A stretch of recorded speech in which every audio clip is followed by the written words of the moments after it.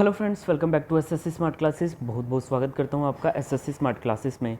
तो इससे previous lecture अगर आपने नहीं देखा है तो ज़रूर देखिए। उस लेक्चर में मैंने आपको भारत में जो यूरोपियन कंपनीज थी व्यापार की दृष्टि से जो आई थी और बाद में जाके उन्होंने अपना शासन स्थापित करना चाहा, जैसे उसमें अंग्रेज़ आगे चल के अपना भारत में पहले तो ईस्ट इंडिया कंपनी बनाते हैं, फिर आगे वो जो क्राउन है वो ब्रिटिश सरकार के अंडर आ जाता है और इस तरह से ये कब्जा करते हैं, ठीक है। और भारत की जनता इनसे बहुत ज़्यादा परेशान होती है। फिर आगे जाके कई क्रांतिकारी नेता होते हैं जिनके बारे में हम बाद में डिस्कस करेंगे। तो अभी हम देखते हैं डैनिश। डैनिश इतना इम्पोर्टेंट नहीं है, ये बस इसके बारे में इतना जान लीजिए।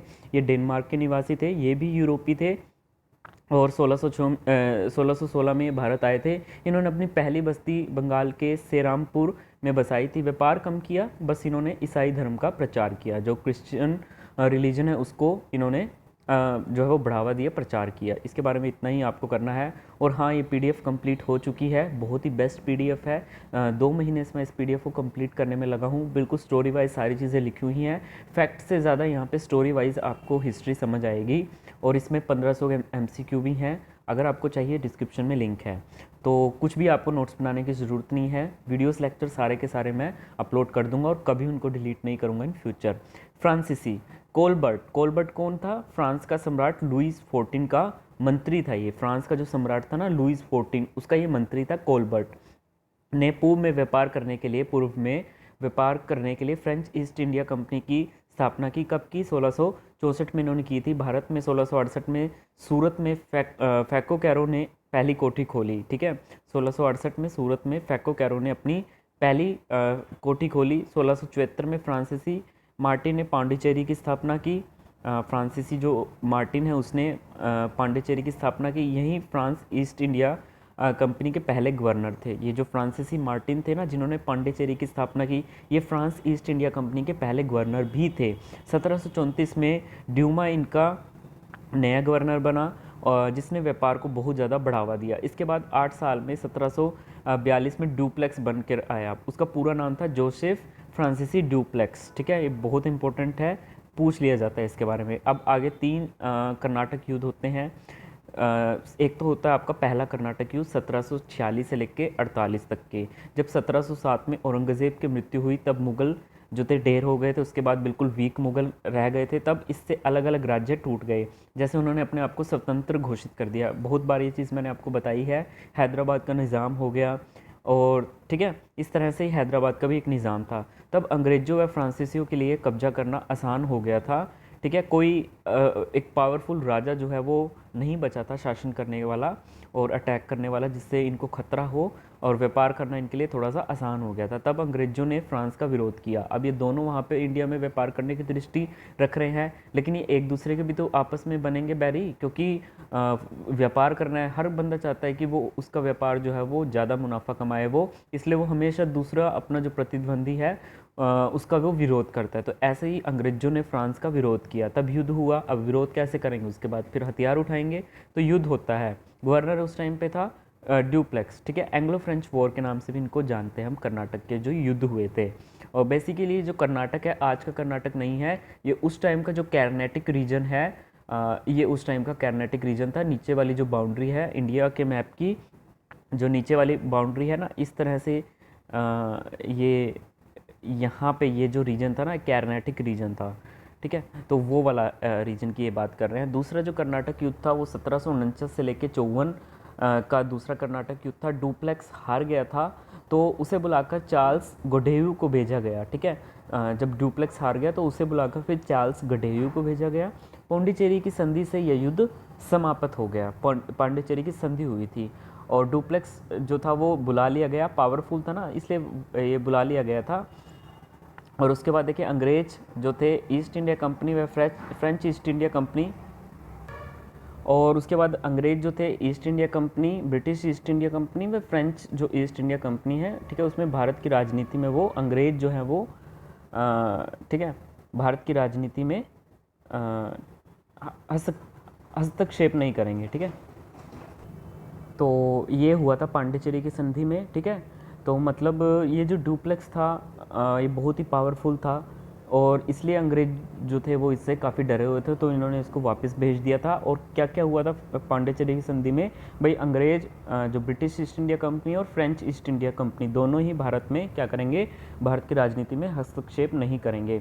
लेकिन उसके बाद भी अंग्रेज माने नहीं। तीसरा कर्नाटक युद्ध हुआ। जैसे कि अंग्रेज आप सबको पता है अपनी हरकतों से बाज नहीं आते, तो 1756 से 63 ये सप्तवर्षीय युद्ध भी इसको हम बोलते हैं, 7 साल तक ये चला था। तो इसमें क्या हुआ, सप्तवर्षीय युद्ध में दोनों यूरोपीय शक्तियों की जो शत्रुता है फिर से सामने आ गई। इस युद्ध की शुरुआत फ्रांसीसी सेनापति काउंट दे लाली द्वारा हुई थी। बहुत इंपॉर्टेंट है ये। इसमें फ्रांसीसी सेनापति कौन थे, काउंट दे लाली थे। लाली को ब्रिटिश सेनापति सर आयरकूट द्वारा हरा दिया गया। अब वही बात है, ब्रिटिश सेनापति इसको हरा देते हैं फ्रांसीसी सेनापति काउंट दे लाली को। अतः फ्रांसीसी वांडीवाश में लड़े गए तीसरे कर्नाटक युद्ध, ठीक है, अतः फ्रांसीसी वांडीवाश में लड़े गए तीसरे कर्नाटक युद्ध 1760 एडी में हार गए थे तथा बाद में यूरोप में उन्हें ब्रिटेन के साथ पेरिस की संधि करनी पड़ी। संधि के साथ ये युद्ध का अंत हुआ। जितने भी युद्ध आप आगे देखोगे ना, एंग्लो सिख वार हो गए, ठीक है, मैसूर वार हो गए, तो सब मैक्सिमम जो है वो अंग्रेज़ों के साथ संधि उन्होंने की थी और एक तरीके से उनके सामने झुक गए थे, वो बातें मान ली गई थी, तब जाके वो युद्ध जो है वो समाप्त होते हैं। क्योंकि किसी भी युद्ध का निर्णय लास्ट में एक समझौते पर ही होता है। तो उसके बाद फिर पेरिस की संधि हुई थी 1763 में यूरोप में। अब फ्रांस जो है वो आम नागरिक की तरह ही रहेंगे, मतलब इसमें ये हुआ था, कोई वो किलाबंदी नहीं कर सकते, क्योंकि किलाबंदी करेंगे फिर वहाँ पे सेना वो एकत्रित नहीं कर सकते, पावरफुल नहीं, मतलब एक तरीके से उनकी सारी शक्तियाँ जो है वो छीन ली गई थी। जो किलाबंदी नहीं कर सकता वो फिर युद्ध भी नहीं लड़ने की स्थिति में रह पाता, ठीक है। उसके बाद देखिए अंग्रेज़ों के बारे में थोड़ा सा रह गया था, जो मैं अंग्रेज़ों के बारे में आपको पढ़ा रहा था। यहाँ पे मैंने आपको अंग्रेज़ों के बारे में बताया था ना, इसमें 2-3 पॉइंट्स थे। जैसे कि अंग्रेज़ जो थे, दोबारा से बता देता हूँ, यूरोप में ब्रिटेन से आए थे। 1498 में पुर्तगाली जो थे वो उस टाइम भारत पहुँच चुके थे, वो व्यापार के लिए आते जाते रहते थे। तब जो अंग्रेज़ आए थे ना, तो उसमें एक था फ्रांसीसी ड्रैक, तो वो जहाज़ की सहायता से जो है वो भ्रमण कर रहा था। तो रास्ते में उसे पुर्तगाली मिला और उसने इसको लूट लिया, सब बताया हुआ मैंने। तब उसको नाव में एक नक्शा मिला भारत जाने का, क्योंकि पुर्तगाली थे और खोजने में काफ़ी माहिर थे और नक्शे उन्होंने बनाए हुए थे और दिशा सूचक यंत्र की शुरुआत भी हो चुकी थी। तथा सभी व्यापारियों ने मिलकर के फिर क्या हुआ, जब वो नक्शा मिल गया भारत में जाने का, तब इनके अंग्रेज़ों के लिए काम बहुत ज़्यादा आसान हो गया। तो सभी व्यापारियों ने मिलकर एक ब्रिटिश मर्चेंट एडवेंचर 1599 में इंग्लैंड की महारानी एलिजाबेथ ने 31 दिसंबर 1600 को मोहर लगा दी। और वहीं पे ये ईस्ट इंडिया कंपनी की स्थापना वर्ष भी है कि आप जो है वो केप ऑफ गुड होप, ठीक है, जिसकी जो खोज है वो बार्टिलोमो ने की थी। बार्टिलोमियो ने अफ्रीका के ये एक कॉन्टिनेंट महाद्वीप के उस पर है, वहीं पे खोज हुई थी कि पूर्वी दिशा में आप व्यापार कर सकते हैं, जिसके कारण ईस्ट इंडिया कंपनी का जो है वो जन्म हुआ था। 1608 में कैप्टन हॉकिंस, जो कि जेम्स फर्स्ट का दूत था, जो कि इंग्लैंड का सम्राट था, ये उसका दूत था, ये सूरत आया और वहाँ पे फिर वही जहांगीर के दरबार में पहुँचा 1609 में ये हॉकिंस जो है वो, और फिर परमिशन मांगी फरमान वगैरह के लिए, इन्होंने क्या करा, परमिशन मांगी, ठीक है। ये सारा कुछ मैंने आपको बताया हुआ है क्या क्या इन्होंने किया है। तो उसके बाद फिर यहाँ पे देख लेते हैं हम अंग्रेज 1632 में ब्रिटिश ईस्ट इंडिया कंपनी ने गोलकुंडा में व्यापार करने का अधिकार प्राप्त किया। मतलब जगह जगह जाकर के व्यापार करते रहते थे, ठीक है। इसी गोलकुंडा का जो सुल्तान था वो कौन था, अब्दुल कुतुब शाह। उसको 500 पाउंड प्रतिवर्ष देती थी ब्रिटिश ईस्ट इंडिया कंपनी, ठीक है। क्योंकि वो मतलब धीरे धीरे देखिए शुरुआत ये इस तरह से करते हैं कि ये थोड़ा सा उनके सुल्तान के पास जाते हैं जहाँ पे भी वो व्यापार की दृष्टि से मजबूत होते हैं, और वहाँ पे जाके उनको शुरू में ये देते हैं कि हम आपको टैक्स दे देंगे, वही 500 पाउंड प्रतिवर्ष आपको दे देंगे। किसको, अब्दुल कुतुब शाह को। गोलकुंडा का जो सुल्तान था, व्यापार करने की दृष्टि से इन्होंने किया ये काम। और बाद में फिर क्या हुआ, वही धीरे धीरे मतलब क्या किया, हाथ पकड़ा और फिर बाजू पूरी खींच ली। तो वही 1632 में हुआ क्या, ब्रिटिश ईस्ट इंडिया कंपनी ने गोलकुंड में व्यापार करने का अधिकार प्राप्त किया, ठीक है। इसके लिए उन्होंने थोड़ा सा टैक्स भी इनको पे करना पड़ा, लेकिन बाद में सब कुछ अपना आधिपत्य जमा लेते हैं। 1639 में सेंट जॉर्ज किला मद्रास में बनवाना स्टार्ट किया इन्होंने, ठीक है, 1639 में। उसके बाद देखिए 1644 में बन के तैयार हुआ, 1651 में हुगली में, ठीक है, और फैक्ट्री का जो है वो निर्माण किया गया। हुगली जो कलकत्ता के ठीक है, हुगली नदी के किनारे ये क्वेश्चन आता है, कलकत्ता बसा हुआ है। तो वहीं पे इन्होंने फैक्ट्री का निर्माण किया, किसने?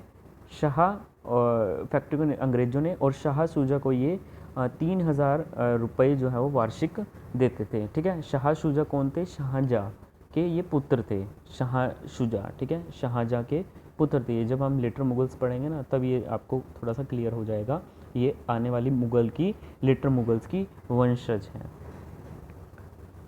उसके बाद देखिए, इसके साथ ही इन्होंने बंगाल में व्यापार का अधिकार, देखिए अंग्रेज़ जो हैं वो सब जगह जो है वो अपना प्रसार करते जा रहे हैं। जहाँ पे उनको लगता है कि एकदम से जो है वो व्यापार नहीं किया जा सकता, एकदम से आसान नहीं होता, तो वहाँ पे जाके परमिशन मांग लेते हैं कि हम आपको इतना इतना सालाना जो है वो टैक्स दे देंगे, हमें व्यापार धीरे, मतलब एक बार शुरुआत होनी चाहिए ना, धीरे धीरे चीज़ें समझ में आने लगेंगी तो फिर वो क्या करेंगे, वो टैक्स कर देंगे और उसका फिर टैक्स टुक्स बाद में देना बंद कर देंगे। तो वही सब ये लोग, इनकी नीतियाँ थी। हावड़ा ब्रिज हुगली नदी पर बना हुआ है। आगे देखिए लेटर मुगल्स, तो लेटर मुगल के बारे में मैं आपको बताता हूँ।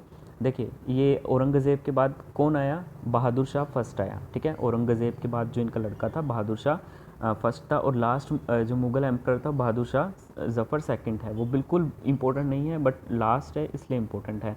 बहादुर शाह के ना दो जो थे वो लड़के थे, एक तो जहादर शाह हो गया और एक हो गया आपका अज़ीम उश शाह। ठीक है, अज़ीम उश शाह। ठीक है, ये इसका दूसरा लड़का था, ये जहादर शाह के ही भाई थे, अज़ीम उश शाह। और फिर इसका जो बेटा था ना अज़ीम उश शाह का, उसका नाम था फ़ारुख शेर। ठीक है, फ़ारुख शेर। अब ये फ़ारुख शेर के पास कौन आता है? ये अंग्रेज़ों की तरफ से हैमिल्टन आता है। वो एक चिकित्सक होता है और फ़ारुख शेर को एक बीमारी होती है और वो ठीक कर देता है, और बदले में वो उसको क्या कर देता है? फ़ारुख शेर उसको फरमान जारी कर देता है कि भाई जाओ व्यापार कर लो। खुश होकर फरमान दे दिया। अब वो पढ़ते हैं हम पूरा डिटेल में। फ़ारुख शेर ने टैक्स फ्री जो है वो की अनुमति दे दी थी। हैमिल्टन की वजह से ये सब कुछ हुआ था। वह दस्तक का भी राइट इनको दे दिया था और ये बहुत ही मिसयूज़ कर रहे थे इन सारी पावर्स का, जिसकी वजह से 1757 की प्लासी की लड़ाई हुई, जिसके बारे में हम पढ़ेंगे। ब्रिटिश ईस्ट इंडिया कंपनी ने सिक्के जो है वो सारे ब्रिटिश ईस्ट इंडिया कंपनी ने जो सिक्के चलाए थे, उन्होंने कहा कि सारे आपके मुग़ल साम्राज्य हैं, जो भी आपने मुग़ल साम्राज्य जीते थे, जो भी अधीन थे इंडिया में, वो क्षेत्र जो मुग़ल साम्राज्य के अधीन थे, मतलब मुग़लों ने वो उन पर कब्जा किया हुआ था और अपने सुल्तान बिठाए हुए थे जो उन्होंने खुद बनाए थे। कह रहे हैं वो सिक्के वहाँ पे भी चलेंगे। मतलब देखो कुछ भी, मतलब सिक्के वो बना रहे हैं ब्रिटिश ईस्ट इंडिया कंपनी वाले, और ये सिक्के की परमिशन सारे मुग़लों में जो है वो चलाने के लिए ऑर्डर मिल गया इनको। फ़ारुख शेर बहुत बड़ी बीमारी से ग्रसित थे, जिसे हैमिल्टन ने ठीक किया। ठीक है, जो एक अंग्रेज़ी चिकित्सक थे ये फ़ारुख शेर। देखिए पूरा है ना, आपको एक स्टोरी वाइज ये चीज़ें समझ में आ रही होंगी। यही तो इसकी खास बात है पीडीएफ का, इसलिए तो मेरे को इतना टाइम लग गया और इसलिए बेस्ट पीडीएफ है।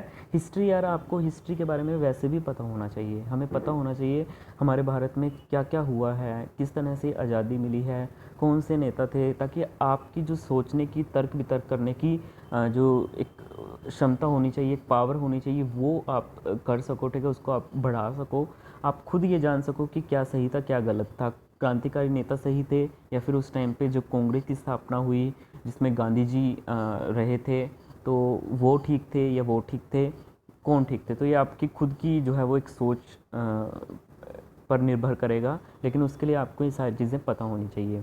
तो फ़ारुख शेर जो एक बीमारी से ग्रसित थे, उसका इलाज किया हैमिल्टन ने, जो अंग्रेजी चिकित्सक थे, औषधियों के माध्यम से उसको ठीक कर दिया। फ़ारुख शेर बहुत खुश हो गए, बहुत ज़्यादा इनफैक्ट वो खुश हो गए थे और फरमान जारी कर दिया, भाई बोलो अब क्या करना है।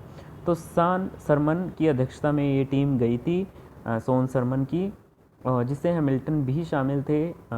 तो फ़ारुख शेर से 1717 में ये दरबार में फरमान लेने गए थे, जिसके बाद अंग्रेज वंश को जो है वो अंग्रेज़ देश को लूटने की नीतियाँ बनाते रहे और फूट जो है वो डालते रहे। अब इसके बाद शुरू होती है आपकी बैटल ऑफ प्लासी।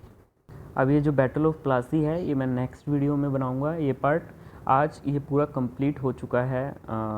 ये पार्ट यहीं तक कंप्लीट हो गया आपका, भारत में यूरोपियन कंपनीज़ का आगमन। 2 पार्ट में कंप्लीट मैंने आपको करवा दिया है। इससे प्रीवियस लेक्चर अगर आपने नहीं देखे तो उनको ज़रूर देखिएगा, वो बहुत ही ज़्यादा आपके इम्पोर्टेंट हैं। तब तक के लिए धन्यवाद।